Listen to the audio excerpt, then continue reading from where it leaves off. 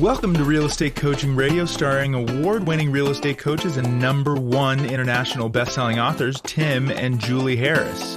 This is the #1 daily radio show for realtors looking for a no BS, authentic, real-time coaching experience. What's really working in today's market, how to generate more leads, make more money, and have more time for what you love in your life. And now your hosts, Tim and Julie Harris. Welcome to Real Estate Coaching Radio. Today is November the 8th, and Julie and I are writing a series of podcasts for all of you for the rest of the year because we always use an outline.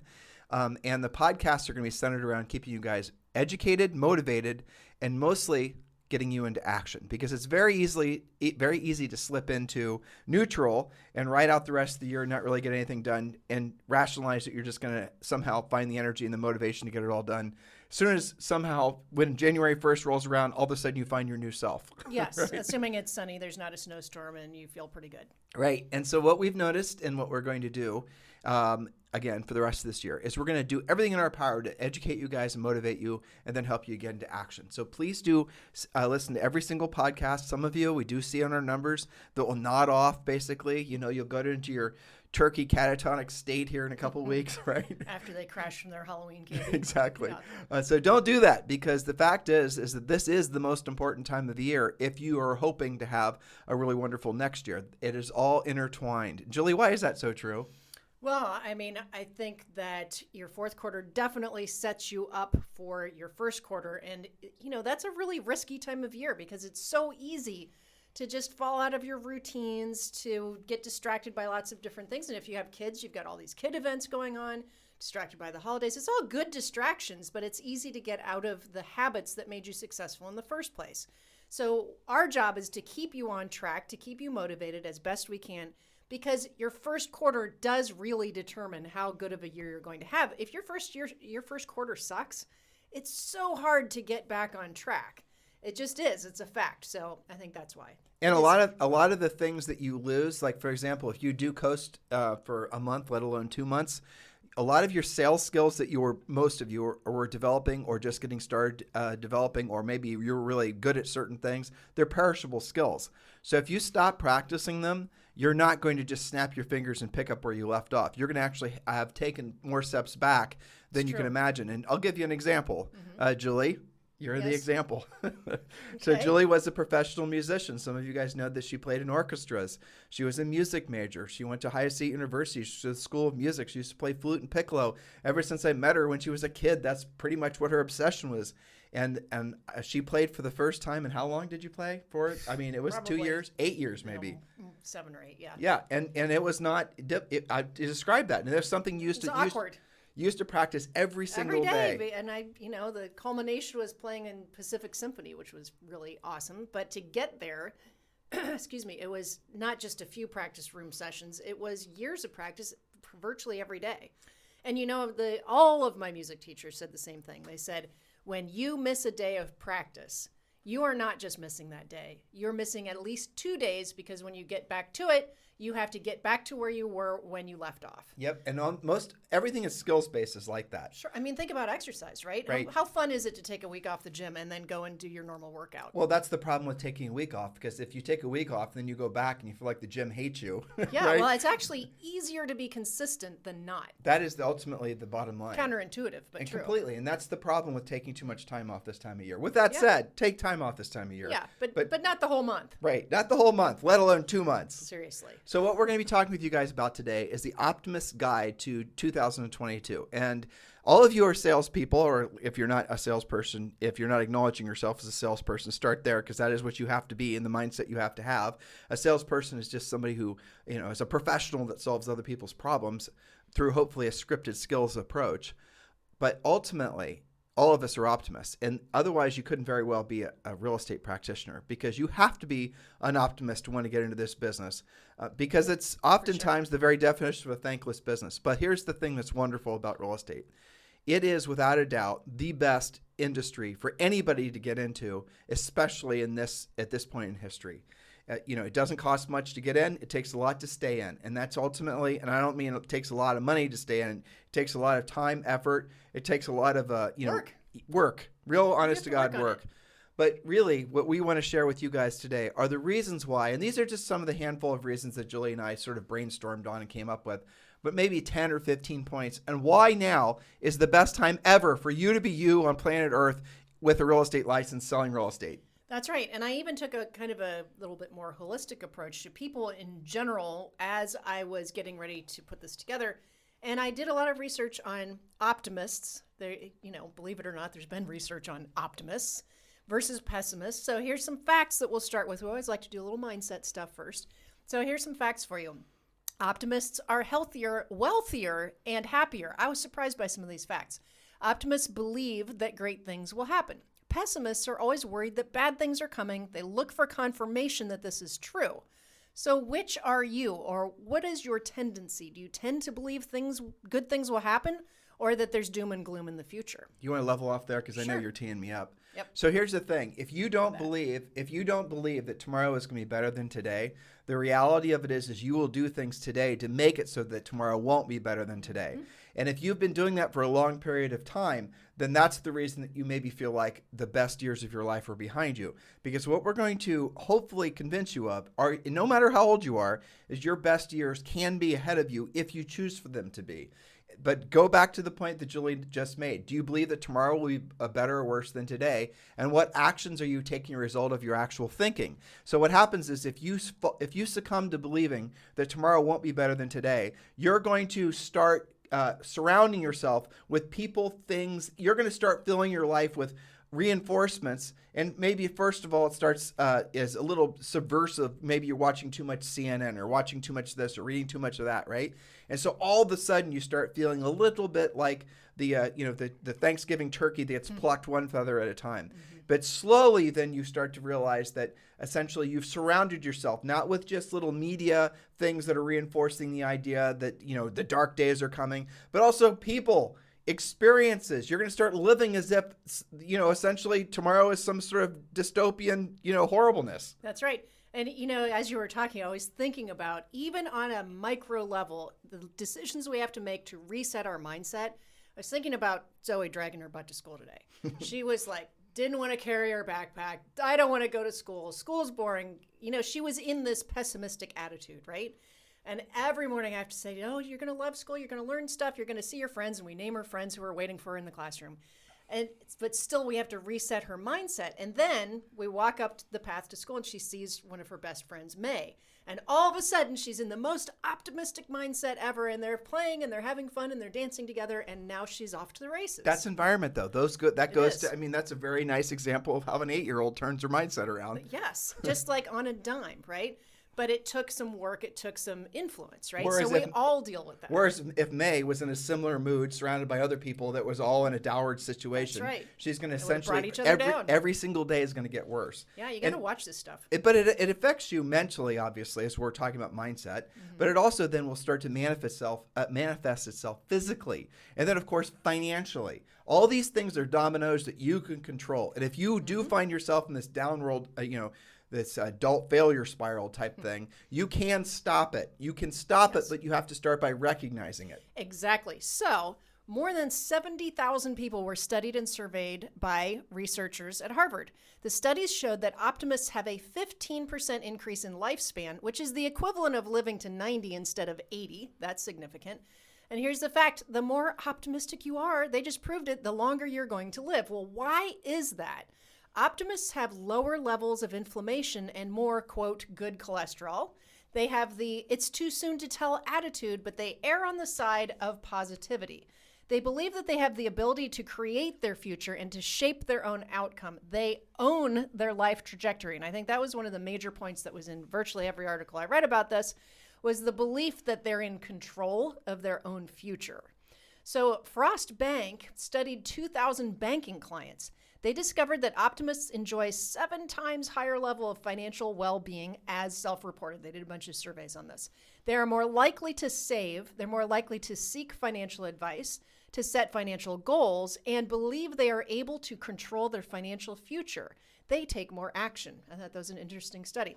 Well, I mean, but it's also kind of obvious, right? If you're believing that tomorrow's going to be better than today, if you're believing that if you're looking forward to through goal setting, Sure. if you're looking forward to basically doing things with your life, you're going to have to start setting yourself up to have longer range financial plans, Sure. right? And if you think you're only going to live to a certain, age, and you're maybe subconsciously setting yourself up to make that a reality. Or that you believe that you don't have control over it. I'm just going to earn what I'm going to earn, it's more like a victim mentality. Exactly. And by the way, if you've not completed your 2022 business plan, it's why. Why haven't you done it yet? There's the question you have to be asking yourself. We made it very easy for you. All you've got to do is text the numbers 2022 to 47372.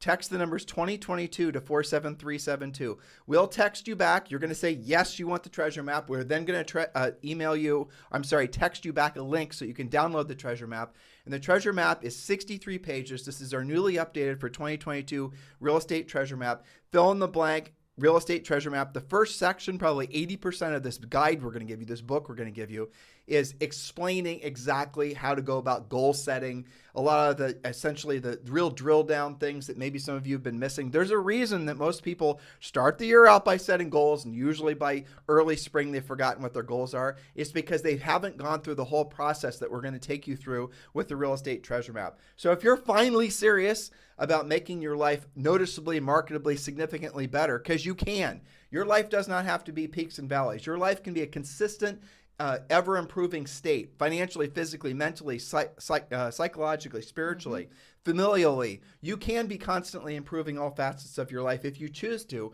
but you've got to have a specific plan to do it. Nothing's going to happen by chance. So text the numbers 2022 to 47372, and we'll text you back a way to download our 2022 business plan. So go ahead and text 2022, those numbers, to 47372, and we will send you the information as promised. All right, perfect. So a couple of more points to be thinking of as we then roll into specific reasons why to be optimistic about 2022 and beyond.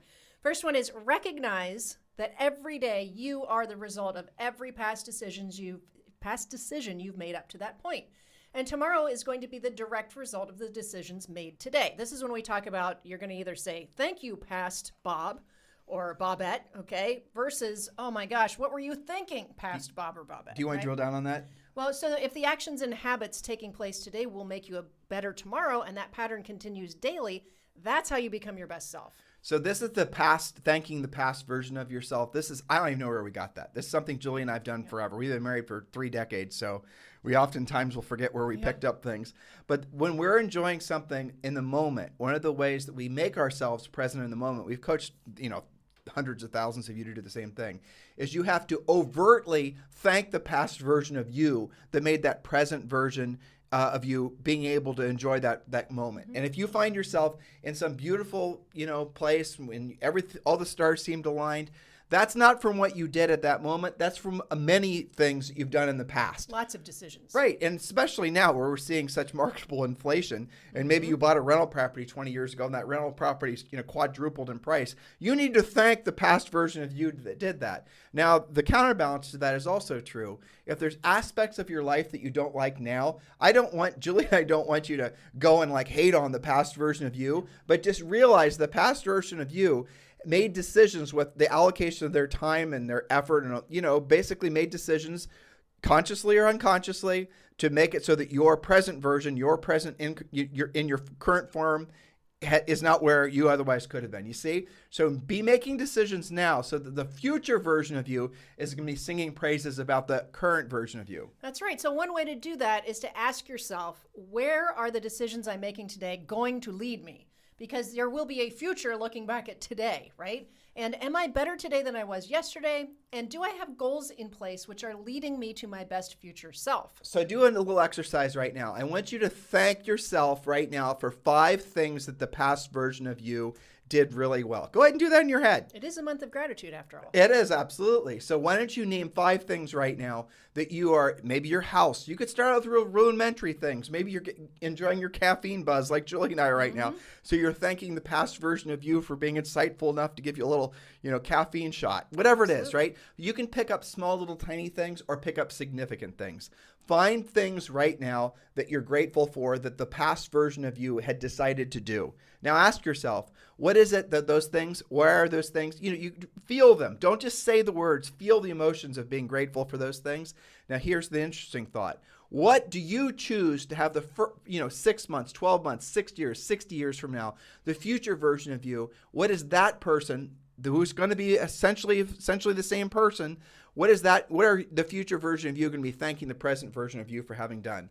I'm going to imagine it's going to be fairly obvious. In some cases, it's going to be getting in better physical shape, better financial shape, improving your relationships, or maybe just on a very core level, maybe it's going to be learning how to be a really great listing agent, which is what we specialize in our coaching company. That's what we specialize in. When you're finally tired of chasing buyers and buying buyer leads, and you really want to learn how to take your business to the next level, we specialize in helping agents become listing agents. The future version of you, and not so distant future, will be thanking the current version of you for having listened to this podcast, Real Estate Coaching Radio, and having learned how to become a listing agent, especially if you start now prior to the new year. Boy, listing agents are super grateful right now. Oh, right? my gosh. Especially the ones that have their inventory together going into the holidays. It's awesome. Okay, so let's jump into specifics on why to be optimistic about the 2022 and beyond. First, there's a quote from Roy Bennett. He said, "Be mindful, be grateful, be positive, be true, and be kind." Those are good words to live by. So point number one, I wanted to start out making it super practical and tactical. Here's the thing, guys. If you're in real estate, which most of you are, you can be very positive about the fact that you'll be getting a raise without asking, applying, or hoping for it in 2022 and possibly beyond. That's because as home prices increase, your commission goes right up with it. Inflation is here to stay, and though you'll pay higher prices for goods and services, you'll at least have the money to do it with. Unlike, unfortunately, some of your clients that you may be dealing with, right? So here's how inflation works. In the next 15 months through the end of 2022, Goldman Sachs is forecasting U.S. home prices will soar another 16%. And I've read reports up to 22%, but this is, I think, kind of in the middle. Goldman Sachs, 16%. While that represents a slight deceleration in the growth of home prices, which are up 17.7 over the past 12 months, simply put, the investment bank thinks the housing market frenzy set off during the pandemic has a lot more room to run. And Julie and I are going to be doing a podcast probably next week on our 2022 real estate predictions. Make sure, if you want to really learn about inflation, because we spent a whole hour with Peter Schiff. We did a great interview with Peter last week or the week before. Go back and listen to that. It's also on YouTube. Peter Schiff, Tim and Julie Harris Inflation, and you'll love it. And the feedback on it's been fantastic. And it really, I think, helped agents understand. One of the questions that we asked them, Julie, that was I think critical. And again, we're seeing it. We see it every year this time. The people come out to grab headlines to get clicks and start talking about a real estate correction or a real estate crash or whatever. Guys, that is nothing other than salacious, attention grabbing garbage to make people want to click it and read it so they can try to sell you ads. That's all it really is at the end of the day. Nothing wrong with that. That's whatever. It's commerce, right? But at the end of the day, here's what's going to happen with real estate values next year. They're going to continue to inflate. You might call it appreciation. And they will inflate to a new norm. They're not going to inflate, then deflate. And when you hear people talking about deflation, you've got to realize that most of them don't really know what they're talking about in relation to inflation. They're correlating an inflation of home values with a real estate bubble, of which we are not in a real estate bubble. We are in a money bubble. We're in an inflationary bubble. And what happens during inflation is prices go up and then they stay up. Now, they might go up and they might level off, but they don't fall. This is not like last time. At all. So make sure you listen to that Peter Schiff interview because you guys really drilled down on that. So I'm going to prove it, what you just said, from Statista.com. I checked my facts here. The average sale price of a new home in 2020 was $389,400 in US dollars, and in 2021 it reached $408,800.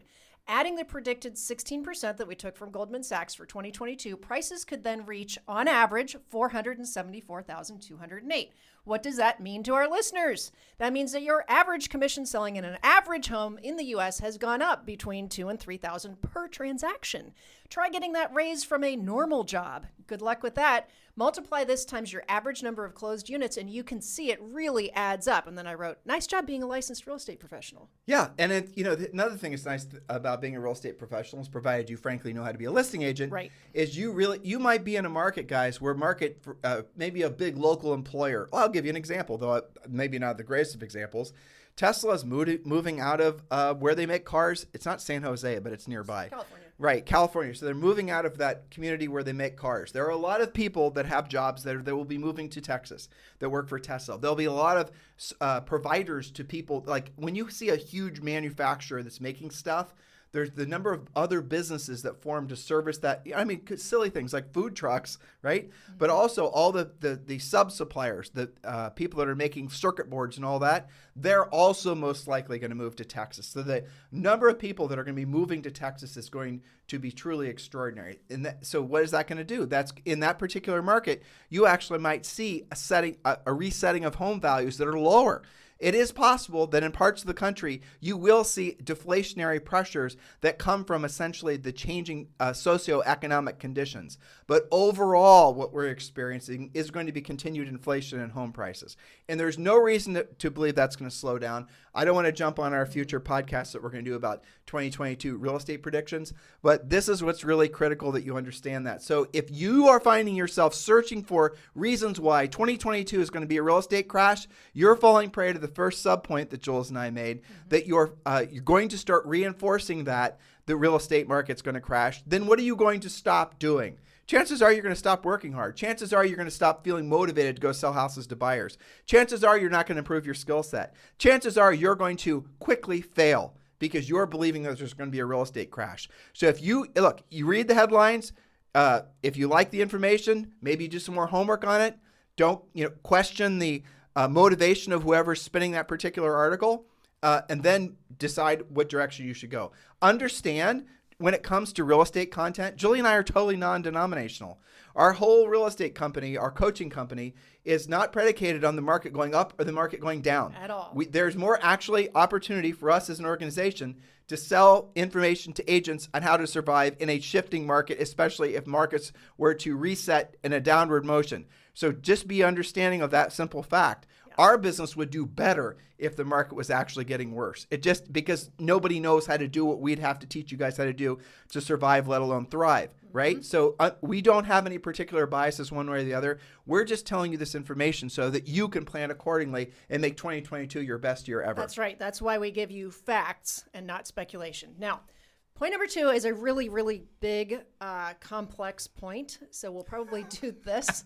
That's so funny you made that point number 2. Well, I had to start with real estate. Okay, so point number 2 is going to sound a little bit woo-woo to you. Okay, but singularity is near. Ooh, what does that mean? Well, read Ray Kurzweil's book that's called Singularity is Near. His last name is Kurzweil. You can find it on Amazon. Okay, so the point of technological advancement when humans move from being a body to being a pattern of information is called singularity. There's lots of movies and spins on this, but he makes some very interesting things, again, based on fact and then his predictions. Well, let me just preface this a little bit, sweetie, because this book was written like some time ago. Yes. And a lot of the predictions, if you want to call them that, expectations are really what I would call them, that he made, I think it was back in maybe 2005, maybe 2015. It's been a while ago. Yeah.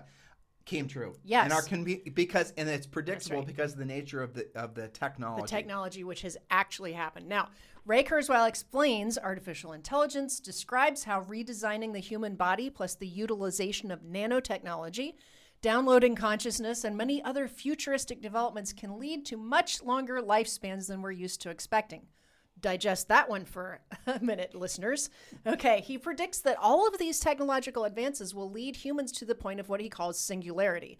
This is the point when, if people use technology the right way, they will accomplish becoming godlike, he says, and solve the world's problems. Kind of big thinking here, right? But he says that by 2025, people will make machines that are smarter than they are, and that this point is called singularity. And this is 2022, and he's Yes. predicting this to happen within 3 years. Yeah, I mean, we're seeing all kinds, especially if you look at the medical advancements. So on the way to such changes, many scientific advances will occur, which humans are currently developing, which will allow humans to replicate their consciousness, genetics, robotics, nanotechnology, brain scanning, and virtual reality. Get this, doctors will be able to use technology and advancements to actually repair the human body in ways that we've already just dreamt about. For example, genetically reversing the predisposition to diseases like cancer. This is not a dream. They're absolutely already doing this. You'll be able to upgrade your body as you age. Kurzweil even predicts that immortality could be possible. Now, if that doesn't make you optimistic, what will? What will you do differently knowing that you don't have an expiration date? Or even if you knew you had 20 more years where you thought you had 10 or 40 where you thought you had 20? Would you take a better care of your mind, your body, your finances? Move towards your goals more quickly so you can lather, rinse, repeat, living the life of your dreams. So Julie and I read this book, and to be honest with you, the book is about as thick reading as you're ever going to come across. It is insane. Yeah. And we didn't understand probably. No. Yeah, Lots of moments. Exactly. Well, let's just say it's a good book to have Google open while you're reading it so you can understand what the heck he's talking about. But I'll tell you that here's the punchline.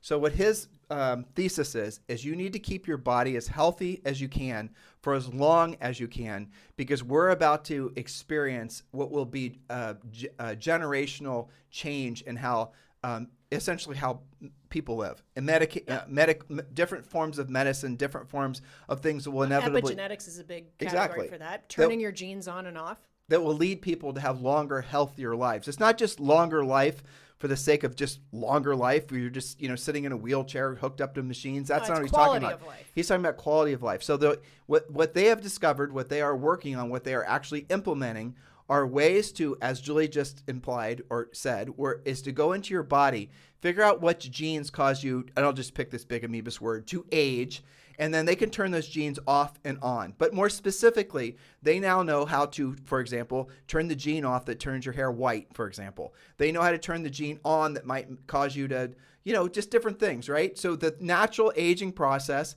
is as determined by our genes, but also, and Julie just said this, it's also controlled by your environment.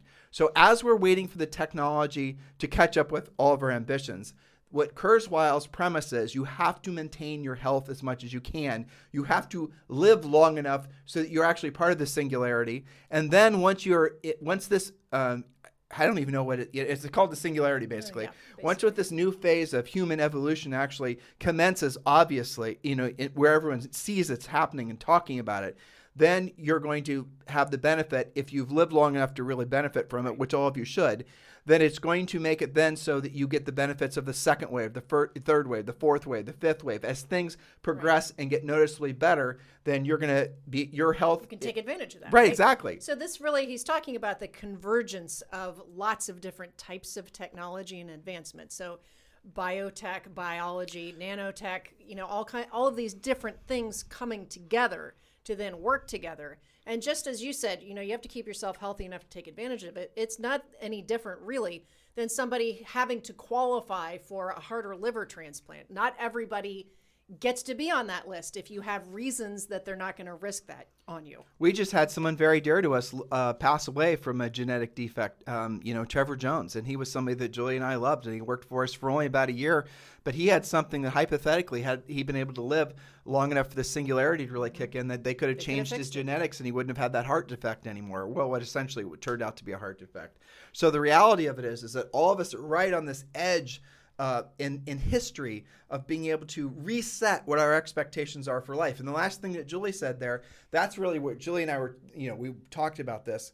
We talk about this topic a lot because we're, 50, and so we're thinking about longevity, but also it's because this truly is a mindset point. We're talking about the singularity, and like I said, if you guys read the book and it's thick, it's going to really mess with your head. It's going to mess with your head. But really, at the end of the day, you have to ask yourself, how would you live? How are you living now based on your expectation, granted probably subconscious, that you're only going to live as old as your parents did or your grandparents did? Are you living now a life with the expectation that you're going to live to, say, 85?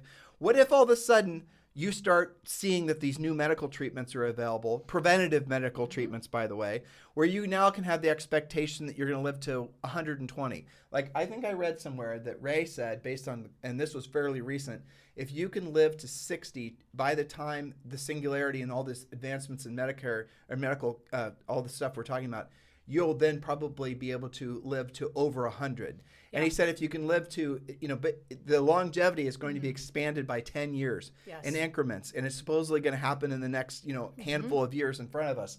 Guys, this is something that is so beyond what we'd all expect, because all of us are expecting to live a certain amount of time on this planet. So, Julie and I are 50. So what if our expectation is because our parents are all live into their 90s, and on my mom's side, they live over 100, and Julie's the same way.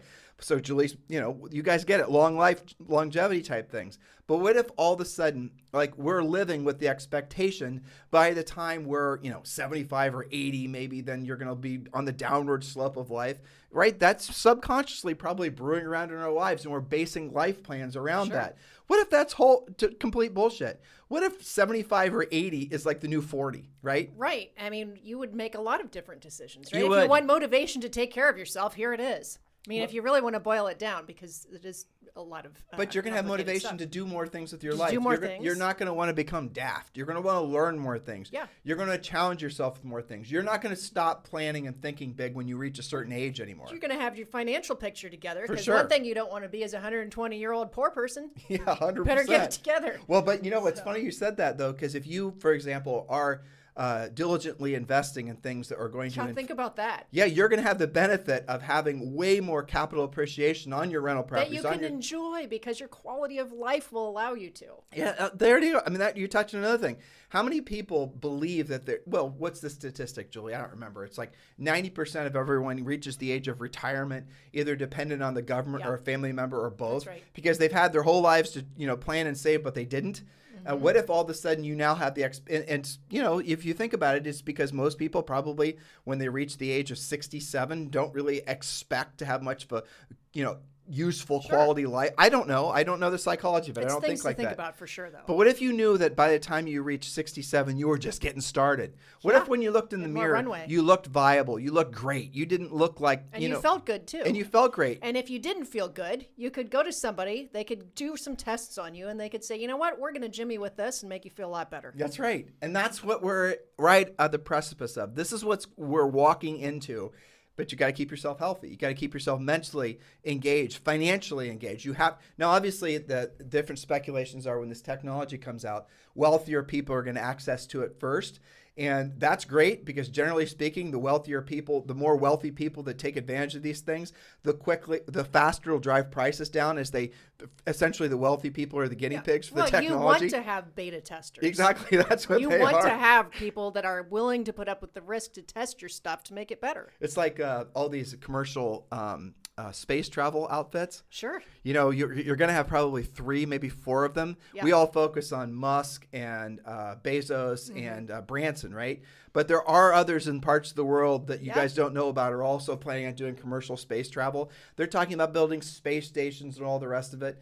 And, maybe that's something that's one of our future points, by the way. Well, okay. Yeah. Is it really? Yeah. That's hilarious. But those are the types of things that maybe you thought to yourself when you're hearing about all this space travel and all the rest of it, you're thinking to yourself, well, that's going to be the next generation, the generation after that. What if you're going to be able to partake in that? Well, it's already happening. I mean, Captain Kirk went like 2 weeks ago. Yeah. He's 90. Okay. Imagine how that blew his mind, right? I mean, think back to the original Star Treks and how that looked like an art project put together, and how big thinking that must be and how cool that is. But Captain Kirk went to space. Space travel is essentially only the next frontier. It's the next frontier, but the people doing it now are basically hundreds of millions of dollars wealthy or billionaires. But that has to come first. Let them go first. Let them drive the price down, and then everyone else is going to participate in it. Same with the singularity stuff, right?